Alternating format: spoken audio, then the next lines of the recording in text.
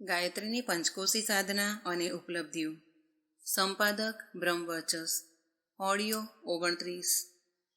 આત્મિક પ્રગતિનું એક જ લક્ષણ છે આદર્શના માર્ગ પર ચલાવવાવાળાને ધકેલવા જેવી ક્ષમતાથી સંપન્ન ભાવ સંવેદનાનું પ્રગટીકરણ. આ પ્રગટીકરણ ખરેખર માનવી ગરિમાનું જાગરણ છે. મોગરો, ડાળી અને પાંદડા જ્યારે બધા પરિપક્વ થઈ જાય છે તો કમળ પુષ્પ ખીલે છે. છોડ જ્યાં સુધી કાચો રહે તેના પર સુવિકસિત પુષ્પ ખીલતા નથી. આ પ્રકારે શરીરગત સંયમ અને બુદ્ધિગત ચિંતન મનનની પાકટતા જ કારણ શરીરને વિકસિત કરતી અને મનુષ્યને એ સ્તર સુધી પહોંચાડે છે કે તે સદ્ભાવ અને શ્રદ્ધાની સુવિકસિત સ્થિતિનો અનુભવ કરી શકે. આ જ શ્રદ્ધા છે જે અંતઃકરણને પરમાત્મા સત્તાની સાથે જોડી શકવાની પરિસ્થિતિ પેદા કરે છે. શ્રદ્ધા વગરનો વ્યક્તિ સાધનોથી, દક્ષતાઓ અને બૌદ્ધિક વિલક્ષણતાઓથી કેટલોય સુસજ્જિત કેમ ન હોય, તેના અંતરાલના ઊંડાણમાં શ્રદ્ધાના અંકુર ઉગી શકતા નથી. આ અભાવને કારણે તે ભૂમિકામાં પ્રવેશવું મુશ્કેલ પડે છે, જેને આદર્શવાદી ભાવ સંવેદના કહે છે. જેની ક્ષમતાથી સદ્ગુણોનો ઘણા પક્ષ પ્રગટે છે, કરુણાની અનુભૂતિ થાય છે, આત્મીયતા વિકસિત થાય છે, મહાનતાનો માર્ગ અપનાવવા માટે ઉમંગ ઉઠે છે. મનુષ્યમાં દેવત્વનો ઉદય આ જ છે. તેને પોતાના આત્મામાં બધાના આત્મા અને બધાના આત્મામાં પોતાનો આત્મા પરિલક્ષિત થાય છે. વિરાટ વિશ્વના કણકણમાં પ્રભુ સત્તાની ઉપસ્થિતિ દેખાવા લાગે છે. જે લોકમાં ભગવાનનો નિવાસ છે તે જ સ્વર્ગ છે. પોતાની વિકસિત શ્રદ્ધા જ પોતાને માટે પોતાનું સ્વતંત્ર સ્વર્ગ રચી લે છે, જેમાં નિરંતર નિવાસ કરવાનો અને આનંદથી ઓતપ્રોત રહેવાનો અવસર મળે છે. મહામાનવો જેવા સ્વભાવ સંસ્કાર પણ તે જ સ્થિતિમાં વિકસિત થાય છે. આવા કૃત્ય પણ તે જ મનોદશામાં થઈ શકે છે, જેને મનુષ્યો અને તપસ્વીઓના જીવનમાં જ ક્રિયાન્વિત થતા જોવામાં આવે છે. આત્મા અને પરમાત્માના મળવાથી જે અદ્ભુત અલૌકિક શક્તિ ઉત્પન્ન થાય છે તેના જ આધારે દેવર્ષિ, મહર્ષિ અને બ્રહ્મર્ષિ સ્તરના દેવાત્માઓ પોતાની સ્થિતિને અસામાન્ય બનાવે છે. તેમના ક્રિયાકલાપ સામાન્ય લોકોની તુલનામાં ક્યાંક વધારે ઉચ્ચસ્તરીય હોય છે. તે સામાન્ય કાય ક્લેવરમાં રહે તો છે, પરંતુ તેની દિશા, નિર્ધારણ, લક્ષ્ય તથા સંકલ્પ કંઈક વિશેષ સ્તરના જ હોય છે. સ્થિતિમાં એટલું અંતર આવી જાય છે કે ગીતા મુજબ જ્યારે દુનિયા ઊંઘે છે ત્યારે યોગી જાગે છે, અને જ્યારે યોગી જાગે છે ત્યારે દુનિયા ઊંઘે છે. બંનેની સ્થિતિમાં રાત દિવસ જેવું અંતર હોય છે. સંસારી લોકો જ્યાં સ્વાર્થ માટે જ નિરંતર મરતા ખપતા રહે છે, ત્યાં શ્રદ્ધાવાન પરમાત્માનું લક્ષ્ય રાખે છે.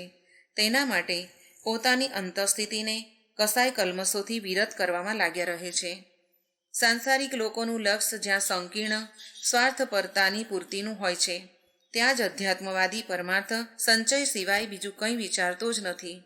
એક તરફ જ્યારે સાધન સંપદા મેળવવા માટે ઉચિત અનુચિતનો વિચાર પણ છોડી દે છે, ત્યાં શ્રદ્ધાવાન સરેરાશ નિર્વાહમાં કામ ચલાવતા અને ક્ષમતાઓને પોતાની તથા બીજાઓની સુસંસ્કૃતિઓને સમુન્નત કરવામાં નિયોજિત કરતા રહે છે. બંનેના લક્ષ્ય અને પ્રયાસમાં આ સ્પષ્ટ અંતર સહજ જ જોઈ શકાય છે. સ્વાર્થી, લોભ અને અહંકારમાં ડૂબેલા જોવા મળે છે, જ્યારે કે પરમાર્થીને સત્પ્રવૃત્તિઓને વાવવા, ઉગાડવા, વધારવામાંથી ફુરસદ મળતી નથી. એને જ મનુષ્ય અને દેવતા વચ્ચે દેખાતું અંતર સમજી શકાય છે. ઉપરયુક્ત અંતરને અનુરૂપ પરિસ્થિતિઓ પણ બંનેની અલગ અલગ હોય છે. એકની સ્વાર્થ સધનમાં વ્યસ્તતા રહે છે, તો બીજાને ઉત્કૃષ્ટતાની ઊંચી ટોચ પર જઈ પહોંચવાની ધૂન લાગી રહે છે. એક જ જંકશન પર ઊભેલી બે રેલગાડીઓ બે વિભિન્ન દિશાઓ માટે છૂટે છે, તો થોડાક જ સમયમાં બંનેની વચ્ચે ઘણું અંતર પડી જાય છે. આ જ વાત અનાસ્થાવાનો અને આસ્થાવાનોની વચ્ચે પણ હોય છે.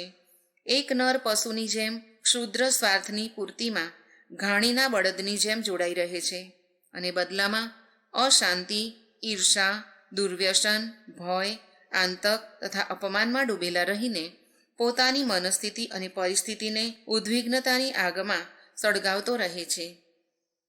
ત્યાં જ બીજો કલ્પવૃક્ષની જેમ ફળતો, ફૂલતો અને પોતાના પડછાયામાં અસંખ્યોને સુખ શાંતિ ભરેલ આનંદ અનુદાન આપતો રહે છે.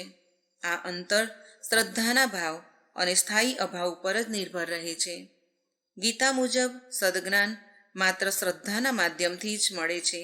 શ્રદ્ધા જ વિવેકની આંખો ખોલે છે. આવા દ્રષ્ટિવાનને યથાર્થતાનું જ્ઞાન થાય છે. આત્મજ્ઞાનનું દિવ્ય અનુદાન મળે છે. અજ્ઞાનનો પડદો હટી જવાથી ન દોષ રહે છે, ન દુર્ગુણ, ન શોક રહે છે અને ન સંતાપ. જેણે પોતાનું કલ્યાણ કરી લીધું તે જ બીજાઓનું કલ્યાણ કરી શકવામાં પણ સમર્થ થાય છે. શ્રદ્ધાનો પ્રભાવ અને પ્રતાપ સુવિકસિત વ્યક્તિત્વમાં જ જોવા મળે છે.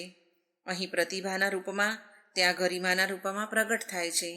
ગાંધીજી ચર્મચક્ષુઓથી જોતા શરીરની દ્રષ્ટિથી આશ્ચર્ય ઉત્પન્ન કરવાવાળી પ્રતિભાના માલિક ન હતા, છતાંય તેમની મહાનતા દરેક ગતિવિધિ અને દરેક ઉચ્ચારિત શબ્દથી પોતાની ગરિમાનો પરિચય આપતી હતી. શ્રદ્ધાવાનોનું વ્યક્તિત્વ પોતપોતાના ક્ષેત્રમાં લગભગ આ જ સ્તરનું થઈ જાય છે. આંતરિક ઉલ્લાસની અખંડ અનુભૂતિ ઉપરાંત તેની લોક સન્માન અને જન સહયોગની પણ ઉણપ રહેતી નથી. શ્રદ્ધા પોતાનામાં જ પરમાત્મા સત્તાનું પ્રત્યક્ષ અનુદાન છે. જેણે પ્રાપ્ત કરી લીધું, સમજવું જોઈએ કે તેણે જીવનનું સંપૂર્ણ સફળતાનું લક્ષ્ય પ્રાપ્ત કરી લીધું. પશુ અને મનુષ્યનું અંતર શ્રદ્ધાના આધાર પર જ શરૂ થાય છે. અશ્રદ્ધાથી પ્રત્યક્ષવાદી મનસ્થિતિમાં કોઈ પણ આદર્શનું મહત્વ સમજી શકાતું નથી. પરમાર્થ તરફ એક ડગલું પણ વધી શકાતું નથી, કારણ કે પ્રત્યક્ષ સ્વાર્થ જ દેખાય છે. કોઈ કોઈની પરવા શા માટે કરે? પોતાની વિલાસિતા, લીપ્સા, લાલસા અને મહત્વકાંક્ષા પર કોઈ અંકુશ શા માટે લગાવે? સ્વેચ્છાચાર વર્તીને અભિમાન કરવાનો અવસર શા માટે ગુમાવીએ? એવા નિયંત્રણમાં તો પોતાને રોકવા, પ્રતિબંધિત કરવું પડશે અને બીજાઓને લાભ આપવાની વાતમાં પોતાને તો નુકસાન જ છે. આક્રમણ અને અનાચારથી જો લાભ ઉઠાવી શકાય છે, તો દયા ધર્મને છોડીને અસાધારણ લાભ લેવામાં શા માટે ઝૂકી જવું? ત્રાસ, શોષણ, છળ, પ્રપંચ વગેરે પણ અંકુશ શા માટે લગાવવો? આ બધા પ્રસંગોમાં અનાસ્થાવાદી બુદ્ધિનો એ જ નિર્ણય હોઈ શકે છે કે જેમાં સ્વાર્થ સધાતો હોય તે જ કરવામાં આવે છે. આ કારણે બીજાઓને શું નુકસાન થાય છે એનો વિચાર કરવામાં ન આવે. આવી મનસ્થિતિમાં પુણ્ય પરમાર્થના વિચાર પણ નથી આવતા, કારણ કે તે બધામાં અર્થપ્રદાન દ્રષ્ટિ પોતાનું અહિત હોવાની વાતને વિચારશે. શ્રદ્ધા જ છે જે મનુષ્યને વિરાટની સાથે, આદર્શોની સાથે અને માનવી ગરિમાની સાથે જોડે છે. જેણે તેને જ રૂપમાં વિકસાવી તે જ ગતિથી ઉત્કૃષ્ટતા અને આધ્યાત્મિકતાની દિશામાં ચાલી પડવા માટે તત્પર થશે, સમજવું જોઈએ. શ્રદ્ધા અને અંધશ્રદ્ધામાં જમીન આસમાન જેટલો તફાવત છે. અંધશ્રદ્ધા પર અવિવેક છવાયેલો રહે છે. પરંપરાનો નિર્વાહ જ બધું કંઈક લાગે છે. તેમાં ઉચિત અનુચિતનું વિશ્લેષણ કરવાનો પણ સમય રહેતો નથી. ઘણીય કુરીતિઓ આ અંધશ્રદ્ધાના આધાર પર જ ફેલાઈ અને પરિપક્વ થઈ છે. એના જ સહારે ધૂર્તોએ કાલ્પનિક વાર્તાઓ રચીને મૂર્ખોને પોતાની ચુંગાલમાં ફસાવ્યા છે. અંધશ્રદ્ધાની સાથે જે શ્રદ્ધા શબ્દ લાગ્યો છે તેના આધાર પર પોતાનું કુપ્રયોજન સિદ્ધ કરવાવાળા તે અંધશ્રદ્ધાની પણ શ્રદ્ધા જેવી વ્યાખ્યા કરી દે છે. પરંતુ ખરેખર વાત તેવી છે જ નહીં. બંનેની વચ્ચે મૃત અને જીવિત જેવું અંતર છે. એમ તો દેવતાઓ અને ધર્મ સંપ્રદાયો પ્રત્યે પણ માન્યતાઓનો આગ્રહ રાખવામાં આવે છે, પરંતુ ખરેખર શ્રદ્ધાભાવ સંવેદનાઓની ઉત્કૃષ્ટતાની સાથે જ જોડાયેલી હોય છે. તેમાં અંતઃકરણનો એવો ઉલ્લાસ જોડાયેલો હોય છે જેની પ્રેરણાથી સહૃદયતા, સદભાવના અને શાલીનતાને ક્રિયાન્વિત કરવા માટે અસાધારણ ઉત્સાહ પ્રગટે. કષ્ટ સહીને પણ આદર્શોને અપનાવી રાખવાની સતત પ્રેરણા મળે. ભાવુકતા અને ભાવ સંવેદનામાં અંતર છે. ભાવુકતા એક આવેશ છે, જ્યારે કે સંવેદના અંતઃકરણનું પરિષ્કૃત સ્તર. તેમાં સંકીર્ણ સ્વાર્થપરતાનો લેશ માત્ર પણ અંશ હોતો નથી. જે કંઈ વિચારવામાં આવે છે અને ક્રિયારૂપમાં અપનાવવામાં આવે છે તેમાં આત્મીયતાનો ઊંડો પુટ હોય છે. શ્રદ્ધા એ જ સ્થિતિની અભિવ્યક્તિ છે. તેમાં પોતાની શ્રેષ્ઠતમ ચેતનાનો અંશ નીચોવવામાં આવે છે અને તેને નિસ્વાર્થ ભાવથી જનકલ્યાણ માટે અર્પિત કરવામાં આવે છે. એને કારણસરીથી પ્રગટ થયેલ વરદાન પણ કહી શકીએ છીએ. સ્થૂળ શરીરની જેમ જ સૂક્ષ્મ અને કારણ શરીરનું પણ ધ્યાન રાખો. શરીર ફક્ત એક તેજ નથી જેને આપણે ધારણ કરેલ છીએ, અને જે દેખાય અનુભવ થાય છે તેની અંદર બીજા બે શરીર છે, જેને સૂક્ષ્મ અને કારણ શરીર કહે છે. એમાં સૂક્ષ્મ શરીર વધારે સક્રિય અને પ્રભાવશાળી છે. મરણ પછી પણ તેનું અસ્તિત્વ રહી જાય છે, અને તેના જ સહારે નવો જન્મ થવા સુધીની સમસ્ત ગતિવિધિઓ ચાલતી રહે છે. મર્યા પછી ઇન્દ્રિયો, મન, સંસ્કાર તથા પાપ પુણ્ય સાથે જાય છે. મરણ પછી પાછલા જન્મનું સ્મરણ પણ આ જ શરીરમાં બની રહે છે, એટલે પોતાના પરિવારવાળાઓને ઓળખે અને યાદ પણ કરે છે. આગળના જન્મમાં આ પાછલા જન્મના સંસ્કારોને સાથે લઈ જવામાં પણ આ સૂક્ષ્મ શરીર જ કામ કરે છે. ખરેખર મરણ પછી એક વિશ્રામ જેવી સ્થિતિ આવે છે. તેમાં લાંબા જીવનમાં જે દિવસ રાત કામ કરવું પડે છે તેનો થાક દૂર થાય છે. જેવી રીતે રાતે સૂઈ ગયા પછી સવારે તાજગી આવે છે, તે જ રીતે નવા જન્મ માટે આ મધ્યકાળના વિશ્રામથી ફરી કાર્યક્ષમતા પ્રાપ્ત થઈ જાય છે. જેનું મૃત્યુ પછી તરત પુનર્જન્મ થઈ જાય છે તેમને પૂરો વિશ્રામ ન મળવાથી થાક રહે છે, અને શરીર તથા મનમાં અસ્વસ્થતા જોવા મળે છે. સૂક્ષ્મ શરીર આ જન્મમાં પણ સ્થૂળ શરીરની સાથે જ સક્રિય રહે છે. રાત્રે સૂઈ ગયા પછી જે સ્વપ્ન દેખાય છે તે અનુભૂતિઓ સૂક્ષ્મ શરીરની જ છે. દિવ્ય દ્રષ્ટિ, દૂરશ્રવણ, દૂરદર્શન, વિચાર સંચાલન, ભવિષ્ય જ્ઞાન, દેવદર્શન વગેરે ઉપલબ્ધિઓ પણ સૂક્ષ્મ શરીરના માધ્યમથી જ થાય છે. પ્રત્યાહાર, ધારણા, ધ્યાન અને સમાધિની ઉચ્ચ સ્તરીય યોગ સાધના દ્વારા આ જ શરીરને સમર્થ બનાવવામાં આવે છે.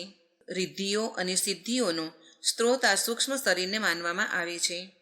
ભારતીય યોગશાસ્ત્રોમાં સૂક્ષ્મ શરીરને પણ સ્થૂળ શરીરની જેમ જ પ્રત્યક્ષ અને પ્રમાણિત માનવામાં આવેલ છે, અને તેના સ્વરૂપ તથા કાર્યક્ષેત્રનું વિસ્તારપૂર્વક વર્ણન કરેલું છે. તે દુર્બળ કેવી રીતે થઈ જાય છે અને તેને સશક્ત કેવી રીતે બનાવવામાં આવી શકે છે એનું વિસ્તૃત વિવેચન કરવામાં આવ્યું છે. કહેવામાં આવ્યું છે કે સૂક્ષ્મ શરીરમાં વિકાર ઉત્પન્ન થઈ જવાથી સ્થૂળ શરીર પણ અસ્તવ્યસ્ત અને ખિન્ન રહેવા લાગે છે. એટલા માટે સમગ્ર સમર્થતા માટે સ્થૂળ શરીરની જેમ જ સૂક્ષ્મ શરીરનું પણ ધ્યાન રાખવું જોઈએ. જો આત્માને અમર માનવામાં આવે અને મરણોત્તર જીવનને માન્યતા આપવામાં આવે તો સૂક્ષ્મ શરીરનું અસ્તિત્વ પણ માનવું પડશે. સ્થૂળ શરીર તો મૃત્યુની સાથે જ સમાપ્ત થઈ જાય છે.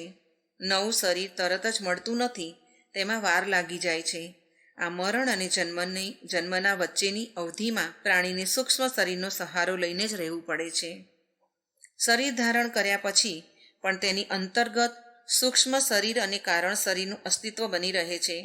અતિન્દ્રિય જ્ઞાન તેના દ્વારા જ થાય છે, અને ઉપાસના સાધના દ્વારા એ જ બે અપ્રત્યક્ષ શરીરોને પરિપુષ્ટ બનાવવામાં આવે છે.